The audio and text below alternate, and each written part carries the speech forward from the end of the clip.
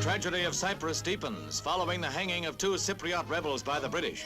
All main streets of Nicosia are barricaded as riot after riot erupts, keeping the Tommies constantly on the alert to prevent acts of sabotage and vandalism. The troops must also guard against attempts on the life of Sir John Harding, military governor of the island, whom the rebels have sworn to assassinate. Pitched street battles are fought, with the Cypriots hurling stones at the soldiers. Then the troops move in with tear gas to break up the demonstration. Pursuit and search of surrounding houses follows.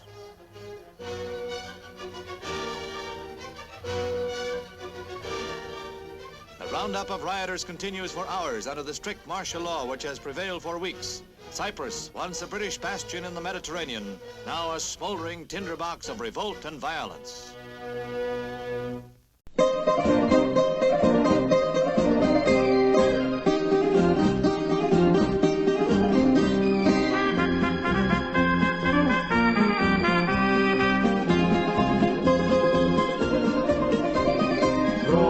Απρίλη για ένωση και ελευθεριά, το δίκαιο αγώνα η ΕΟΚΑ ξεκινά.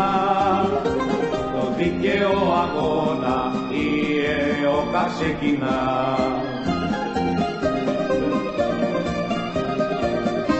Ο Χάκη κι όλοι οι Βρετανοί σε τρέμουν Γιώργο γρήπα τη γενή.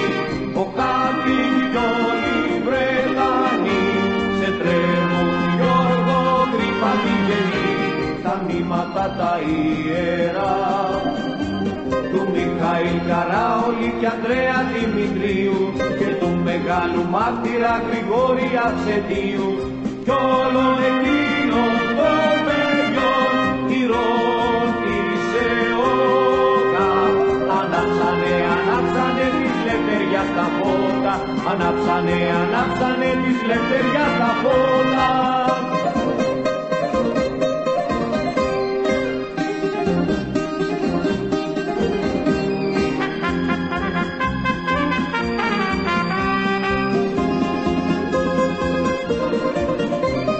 Πίκρος μνημείωνιος καυτό για ελευθεριά, ποτέ το διγενή και την ΕΟΚΑ δεν ξεχνά.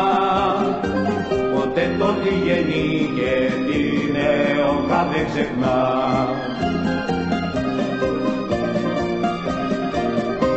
Ο Χάρτη κι όλοι οι Βρετανοί σε τρέμουν Γιώργο γρήπα τη γενή. Ο Χάρτη κι όλοι οι Βρετανοί σε τρέμουν Γιώργο γρήπα τη γενή.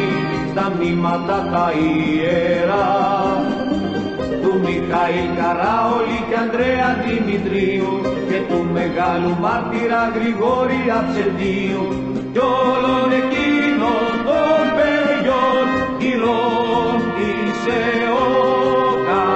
Ανάψανε της λευτεριάς τα φώτα, ανάψανε της λευτεριάς τα φώτα.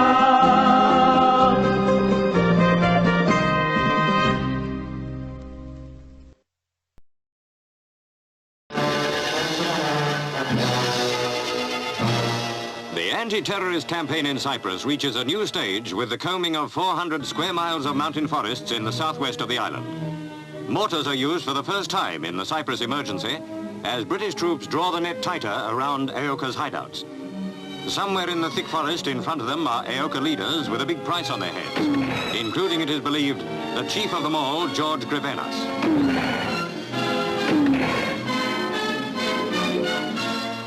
Bren guns support the mortars as the troops move forward. During the difficult advance, an army truck is wrecked, but without casualties. Into the headquarters of the operation, captured terrorists are brought, some of them with hoods over their heads for security reasons. £5,000 each was the reward offered for the capture of 2 of this mountain gang of 7. But Grivenas, the big prize, evades capture, though he is thought to be still in the area.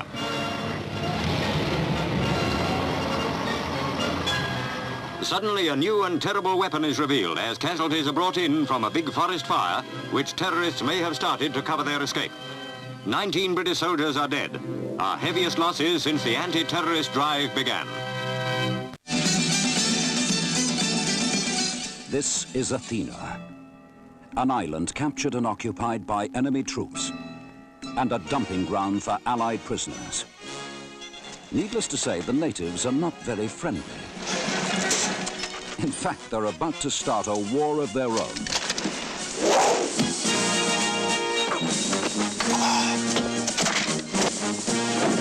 Are you going to let them shoot 10 more people to save your own skin?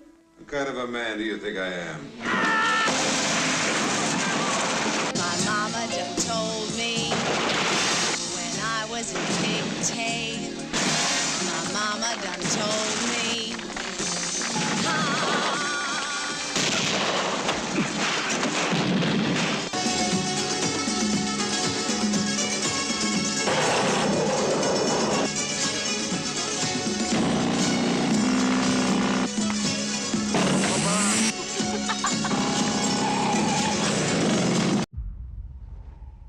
There's no room for softness. Not in Sparta. No place for weakness. Only the hard and strong may call themselves Spartans. Only the hard. Only the strong. Taught never to retreat, never to surrender. Taught the death on the battlefield in service to Sparta.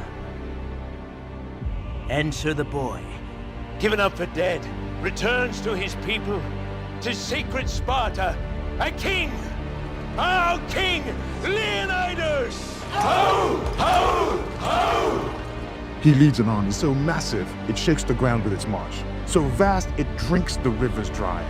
All the god King Xerxes requires is this, a simple offering of earth and water, a token of Sparta's submission to the will of Xerxes. Sparta will burn! Her men will die in arms, and her women and children will be slaves or worse! It is not a question of what a Spartan citizen should do, nor a husband, nor a king. Instead, ask yourself, dearest love, what should a free man do? You bring the crowns and heads of conquered kings to my city steps! This is blasphemy! This is madness!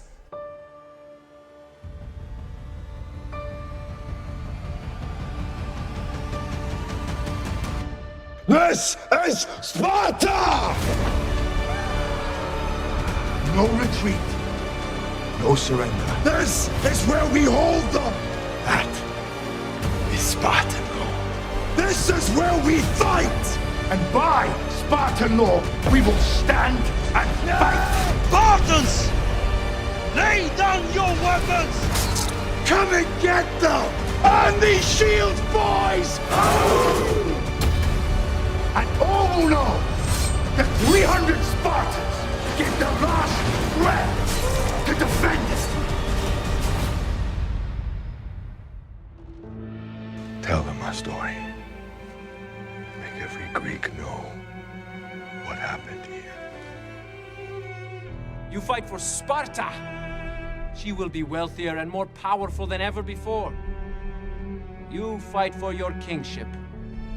You will be proclaimed warlord of all Greece, answerable only to the one true master of the world. Leonidas, your victory will be complete if you but lay down your arms and kneel to holy Xerxes. Then what must a king do to save his world when the very laws he is sworn to protect force him to do nothing? We are with you, sire! For Sparta! For freedom! To the death! Ready to die for him without a moment's pause. Every one of them ready to die. All his 40 years have been a straight road to this one gleaming moment in destiny. His only regret is that he has so few to sacrifice. It's been more than 30 years since the wolf and the winter cold. And now, as then, it's not fear that grips him, only restlessness, a heightened sense of things. The bold Leonidas and his 300 so far from home, laid down their lives, not just for Sparta, but for all Greece, and the promise this country holds. Now, 10,000 Spartans, commanding 30,000 free Greeks. Ho! Ho! Ho! Ho!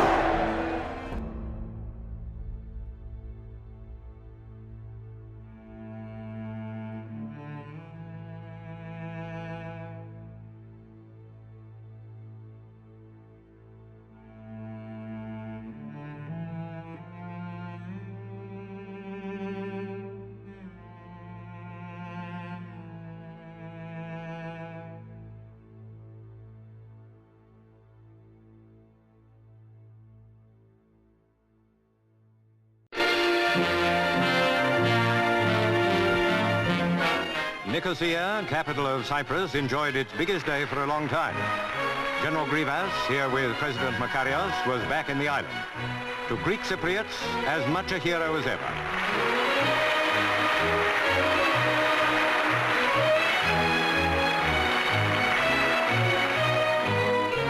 Grivas led the Aoka terrorists in the fight for independence, and many of the Greek population of the island hope he will again take up an active role.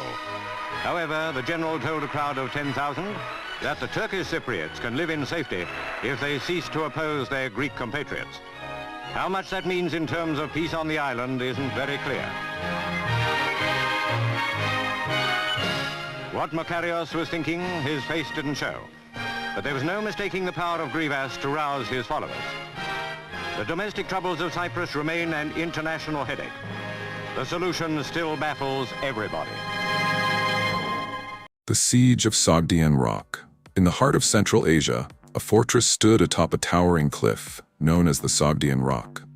The rebels within mocked Alexander the Great, claiming only winged men could conquer their stronghold. Undeterred, Alexander, with a glint of determination in his eyes, gathered his finest climbers under the moonlit sky.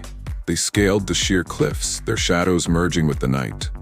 As dawn broke, the rebels awoke to the impossible sight of Macedonian soldiers above them. The sight was so audacious, so unexpected, that they surrendered without a fight, awed by Alexander's legendary audacity. This tale, a testament to courage and strategy, continues to inspire tales of daring conquests. Alexander captures the Sogdian Rock.